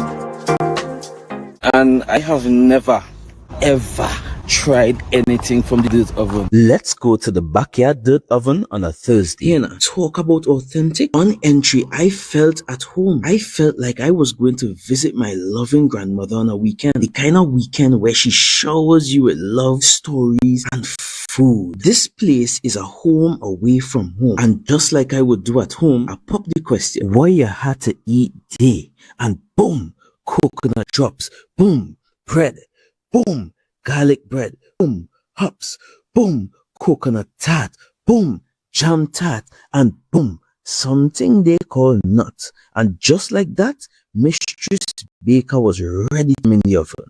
And don't worry, she had some help. And while we were waiting, I said, let me hear from Mistress Baker herself. Well, written for a couple of years now, we started, this was a COVID project. We operate strictly on Tuesdays only. You don't keep stock, we only sell on Tuesdays. Such a sweet lady. Hey, Olia, it's ready. When last you see a nice golden brown bread, sir? Backyard bakery for the win. Olia, a GT. I finally get me the oven bread with a little extra goodies on the side. You might be asking, where they're located? They are located on Bukuru, right on Nightingale Avenue, right before Racetrack Wheels if you're coming from town. Just look for the green hedge. You can't miss it. Pause. Check out the menu day one time.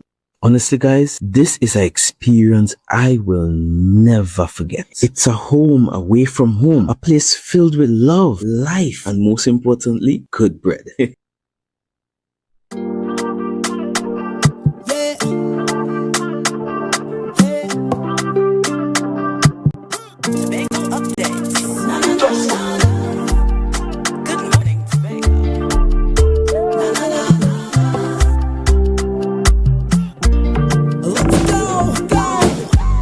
It's a brand new morning, rise up to a brand new dawning as the passion start to rise.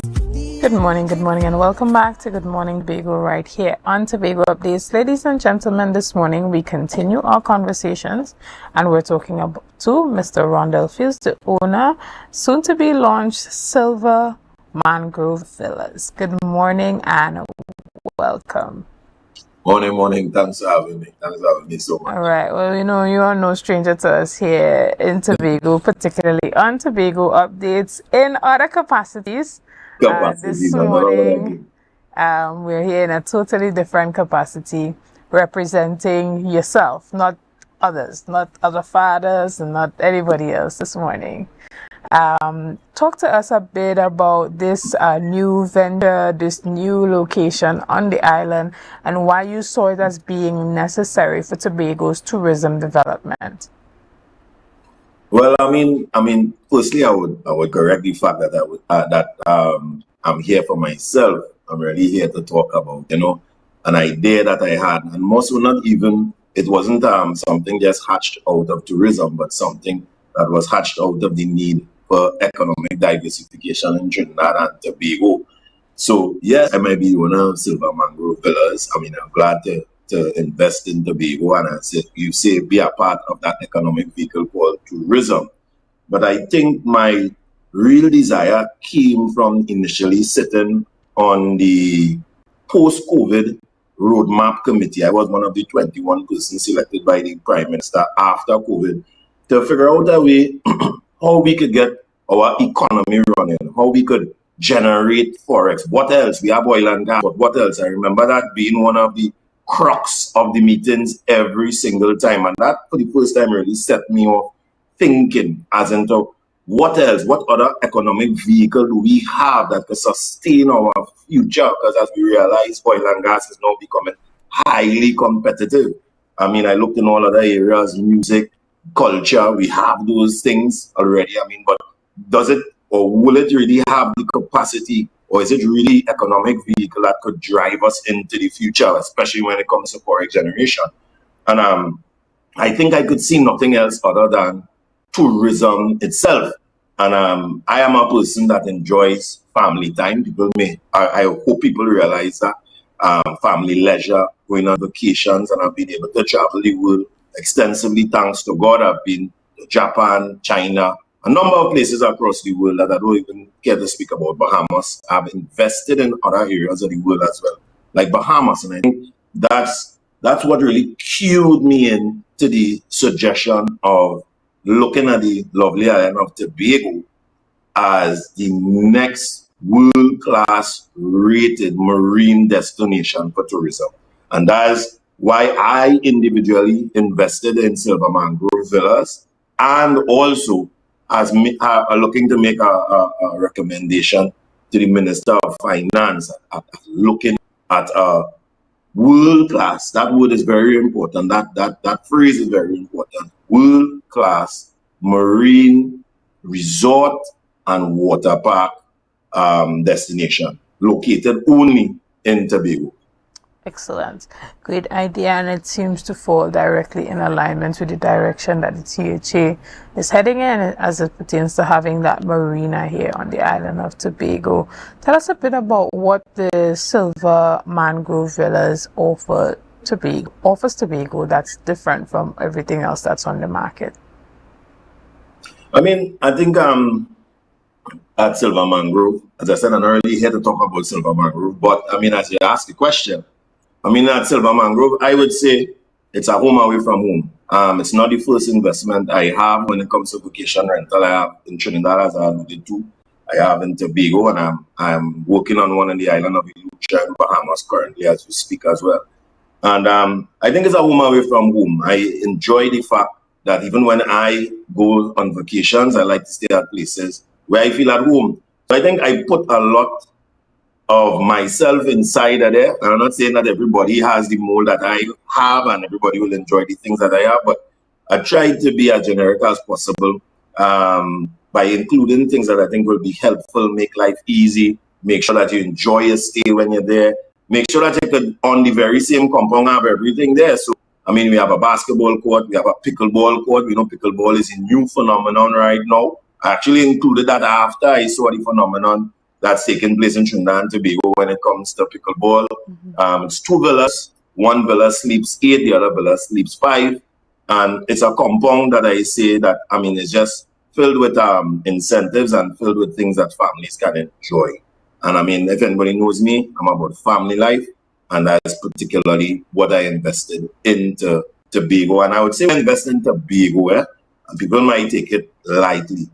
And I mean, this has nothing to do with putting any other ethnicity division or putting any type, rather, of ethnic division amongst us. But as a young African, I was always encouraged to see the Afro-entrepreneurial spirit in Tobago. When I came to Tobago, my mother is a Grenadian immigrant, by the way. When we go to Tobago, I see men on the jet skis plying the trade. I see the glass bottom men plying the trade. I see the people selling the bene ball and nut cake and rice cake. And I think those were so many things that spur me from the age of 15 and 16 to say, I want to own my own business. I want to know how that feels. I don't come from a generation of business owners, but it was being able to experience those things and see people, because in my community, I didn't see people that looked like me be business owners. I saw them more so as employees more than anything else. But to be able to travel to Tobago and see that spurred something in me from a very young age. And I thought that, hey, if somebody else that looks like me could do it, I can do it too. So I will always be grateful to Tobago for that. And I must say thank you, Tobago, for inspiring that Afro-entrepreneurial spirit within Rundle Fields. Understood. And so tell us a bit about some of those suggestions. You talked about the marine park and the marine resort. Tell us a bit about some of those suggestions for Tobago's economic development. Yeah. I mean, I've looked at, as I said, over the years, we need, as I said, it's more about economic diversification more than anything else. We are in dire need of something else that produces or carries our economy to a place that is, I mean, competitive in this world other than oil and gas. And the only other vehicle after analyzing or investigation, you would see, is that vehicle called tourism. And thankfully, we have a beautiful island of Tobago that is, I would say, I don't even want to use the word littered, but there are so many. They're full of beaches. They're full of scenic, environmental, scenic benefit. They're full of ecosystem value. I mean, eco-environmental aspects of it, like the corals, the marine life, the so many things. And I think that we in Trinidad and Tobago most definitely have an opportunity at an investment in that marine resort in Tobago, and using that, as I said, as that economic vehicle that would, spur us when it comes to economic advancement and social development. So it's not just about having a water park, it's not just about having a hotel in Tobago. It's about becoming or making Tobago actually that world-class, as I said, continue to use the phrase world-class marine tourism destination. So I would have had experience, as I said, with Bahamas and the investing in an island of Eleuthera. I'd like to put all my business out there, but I'm putting it out there because I think it'll be beneficial to our wider society. And I've been able to see the growth in that little island of Eleuthera that just had 11,000 people. Didn't have proper infrastructure when it comes to roads, when it comes to lights, when it comes just to basic amenities. They're still getting there.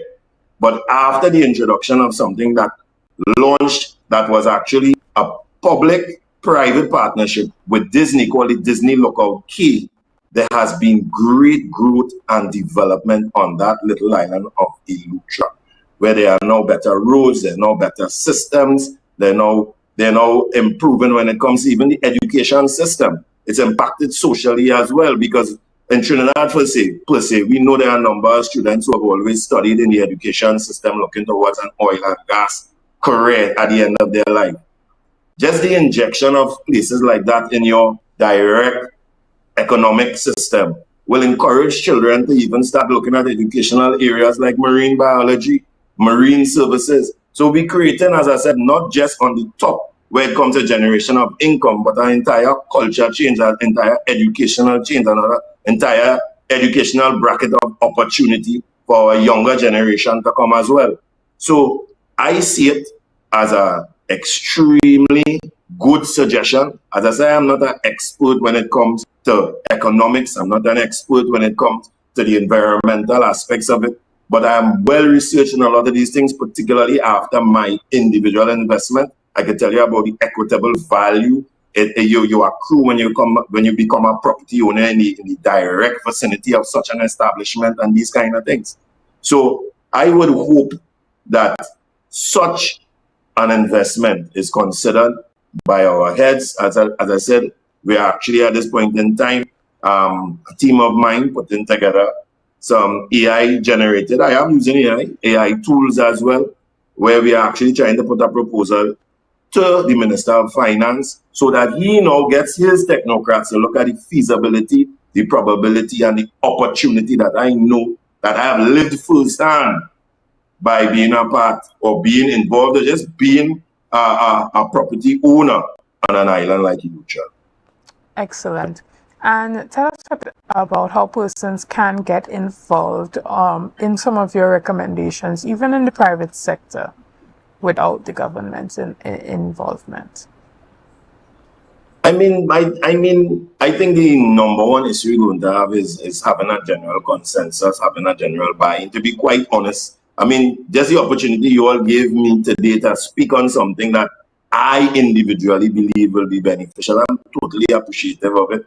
It will be good to see Tobagonians and do some research in some of the places that I spoke about, Disney Lookout Key, look at Atlantis. You have to look at the opportunity that this spurs for everybody, not just the hotel itself. As I keep saying, it's not about the hotel itself. Consider the taxi drivers, consider chefs will be hired, consider direct employment at the resort, consider spin-off employment when it comes to the marine water sports and all these things that you all already have in the culture of glass bottoms, boat tours, talking about tour guides just in the eco that carry people through these rainforest trails. And what I've seen them do in Bahamas is that they actually were able to have Disney collaborate with them in a way where they took the lead. The Bahamians are the lead parties. They are the ones that designing how it must look, designing the culture that must be involved. They are the ones also that are determining the protection of the ecosystem and the environment, certain obligations that Disney must be able to fulfill, and it's actually benefiting their ecosystem and environment as well, because they now have a private partner coming to inject into their resources as well. So I would ask the Tobago people, to look at the opportunity that will be available to Tobago, will be available to, by extension, even Trinidad, because just as when people come to Trinidad to visit Tobago, persons who will come to Tobago will visit Trinidad as well. And we are, for such an investment like that, I think we are so blessed to be in such a geographical location when it comes to being off of the hurricane belt, to the type of weather that we have here. We have another competitor, I would say, in Atlantis, which is in Bahamas. But when it comes to weather, at the end of the day, we are in a prime location at the southern side of the Caribbean to have such an establishment right here in Trinidad and Tobago. And you know why I say it will hurt me not hurt because my mother is Grenadian, but it will bother me a bit to someday see another little island take such an idea, run with it, and then we have to jump in a plane on Caribbean Airlines to go to Grenada to visit it, when it could really be something that we could harness here in Trinidad. All right. And how can persons get into contact with you if they want to partner on these initiatives or just connect with you to discuss their interest in making different types of investments, even outside of Tobago? Well, I can leave my number. As I said, I am surprised that I even got an interview to speak on something for the first time, an idea that I had. I'm truly appreciative of it, that you all saw the post that I made on Facebook and asked me to speak on it. You could WhatsApp me on 4815762 if you're a marine biologist, if you're an economist, if you're an expert in this kind of area. And let's sit down together, let's look at something and really make a good proposal, because I think that this will have substantial benefit to Trinidad and Tobago and the region at large. There are many persons who've never, across the region, who've never seen an Atlantis, never seen a Disney water park because they can't procure visas and these things. And that's the market that we may be able to facilitate. We are in a crunch and need for Forex in this country. As a businessman that needs Forex, I can tell you how badly we are in debt, or in need, rather, not debt, need of the Forex. Understood. And we want to bring persons to our country to shop, to buy, to spend that money here so that we will have a greater accessibility to the Forex available to our people. Excellent. Mr. Fields, we want to thank you so much for coming on with us this morning and sharing some of your ideas. Seems to have been getting a bit hot over there. You're getting into the cusp of your passions for just that level of development and economic diversification. Ladies and gentlemen, I want to thank you so much for being a part of this morning's discussions. I want to thank you for your likes, your shares, and your comments, and all that you have been doing and continue to do to make Tobago Updates the #1 broadcaster here on the island of Tobago. Again, I'm Chanel Felix, and I'm always going to remind you to do what it takes to make today a productive day. So wake up and hear me neighbor. 60,000 people strong, and the vibes is never wrong. We are beauty, we are power. We are people in the sun. We are beaches, we are rivers. We are melanated ones.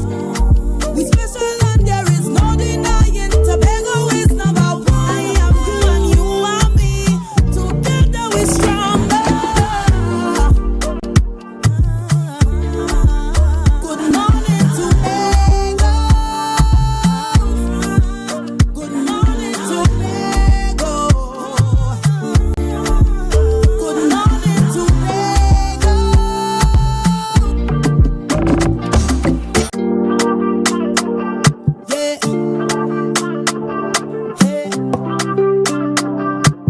Tobago Updates.